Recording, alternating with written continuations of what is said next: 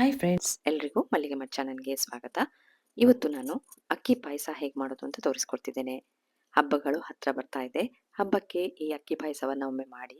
ತುಂಬ ಟೇಸ್ಟಿಯಾಗಿದೆ, ಹಾಗೆ ತುಂಬ ಸುಲಭವಾಗಿ ಮಾಡ್ಬೋದು. ಈಗ ಅಕ್ಕಿ ಪಾಯಸ ಹೇಗೆ ಮಾಡೋದು ಅಂತ ನೋಡೋಣ ಬನ್ನಿ. ಮೊದಲಿಗೆ ನಾನಿಲ್ಲಿ ಅರ್ಧ ಗಡಿಯಷ್ಟು ತೆಂಗಿನ ತುರಿಯನ್ನು ತುರಿದಿಟ್ಕೊಂಡಿದ್ದೇನೆ. ಇದರ ಹಾಲನ್ನು ತೆಗೆದುಕೊಳ್ಬೇಕು. ಒಂದೆರಡು ಸರಿ ಹಾಲನ್ನು ತೆಗೆದುಕೊಳ್ಳಿ. ಇಲ್ಲಿ ನಾನು ಅರ್ಧ ಕಪ್ನಷ್ಟು ಜೀರಾ ರೈಸನ್ನು ತಗೊಂಡಿದ್ದೇನೆ. ಅಂದರೆ ಅಕ್ಕಿ, ನೀವು ಯಾವುದೇ ಅಕ್ಕಿಯನ್ನು ತೆಗೆದುಕೊಳ್ಬೋದು. ಇಲ್ಲಿ ಜೀರಾ ರೈಸ್ ಯಾಕೆ ತಗೊಂಡಿದ್ದೇನೆ ಹೇಳಿದರೆ, ಪಾಯಸ ಒಂಥರ ಒಳ್ಳೆ ಸ್ಮೆಲ್ ಬರ್ತದೆ ನೋಡಿ, ಅದಕ್ಕಾಗಿ. ಅದನ್ನೊಂದು ಅರ್ಧ ಗಂಟೆ ನೆನೆಸಿಟ್ಕೊಳ್ಳಿ. ನೆನೆಸಿದ ನಂತರ ಅದನ್ನು ಚೆನ್ನಾಗಿ ತೊಳೆದು ಅನ್ನ ಮಾಡಲಿಕ್ಕೆ ಇಡಬೇಕು. ಕಾಯಿ ಹಾಲಲ್ಲಿ ಕೂಡ ಇದು ಅನ್ನವನ್ನು ಮಾಡ್ಕೋಬೋದು. ನಾನಿಲ್ಲಿ ನೀರು ಹಾಕಿ ಅನ್ನವನ್ನು ಮಾಡ್ಕೊಳ್ತಿದ್ದೇನೆ, ಬೇಗ ಆಗ್ತದೆ ಅಂತ. ಅದನ್ನು ಬೇಯಲಿಕ್ಕೆ ಬಿಡಿ. ನೋಡಿ, ಈಗ ಆಗಿದೆ, ಸ್ವಲ್ಪ ಬೆಂದಿದೆ, ನೋಡ್ಕೊಳ್ಳಿ ಬೆಂದಿದ ಅಂತ, ಅನ್ನ ಆಗಿದೆ ಅಂತ ನೋಡ್ಕೊಳ್ಬೇಕು ಅಕ್ಕಿಯನ್ನು.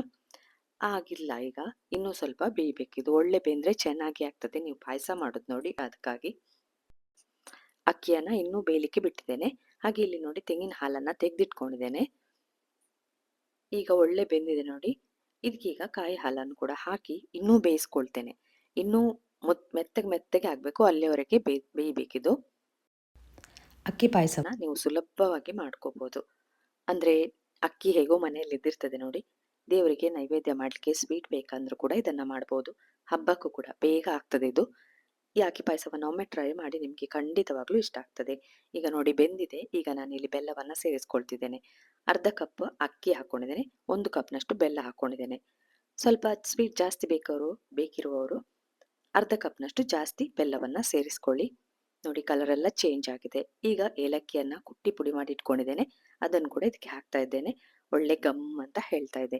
ಈಗ ನನ್ನ ಅಕ್ಕಿ ಪಾಯಸ ರೆಡಿ ಆಗಿದೆ. ಇದಕ್ಕೊಂದು ತುಪ್ಪದ ಒಗ್ಗರಣೆ ಬೇಕು.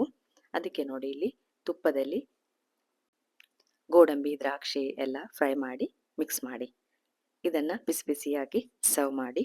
ನಾನಂತೂ ಈಗ ಸರ್ವಿಂಗ್ ಪ್ಲೇಟಿಗೆ ಹಾಕೊಳ್ತೇನೆ. ನೋಡಿದ್ರಲ್ಲ, ಎಷ್ಟು ಸುಲಭವಾಗಿ ಅಕ್ಕಿ ಪಾಯಸ ಮಾಡ್ಕೋಬೋದು.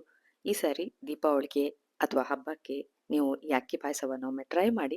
ನಿಮ್ಗೆ ಇಷ್ಟ ಆದರೆ ಲೈಕ್ ಕೊಡಿ, ಕಮೆಂಟ್ ಹಾಕಿ, ಎಲ್ರಿಗೂ ಇದನ್ನು ಶೇರ್ ಮಾಡಿ. ಹಾಗೆ ನನ್ನ ಚಾನಲನ್ನು ಸಬ್ಸ್ಕ್ರೈಬ್ ಮಾಡಿದವರು ಪ್ಲೀಸ್ ಸಬ್ಸ್ಕ್ರೈಬ್ ಮಾಡಿ. ಈ ರೆಸಿಪಿಯನ್ನು ನೋಡಿದ್ರಲ್ಲ, ಇನ್ನು ನಿಮಗೆ ಹೊಸ ರೆಸಿಪಿಯೊಂದಿಗೆ ಸಿಗ್ತೇನೆ. ಪುರ್ಸೊತ್ತು ಮಾಡಿ ನೋಡಿದ್ದಕ್ಕೆ ಥ್ಯಾಂಕ್ ಯು.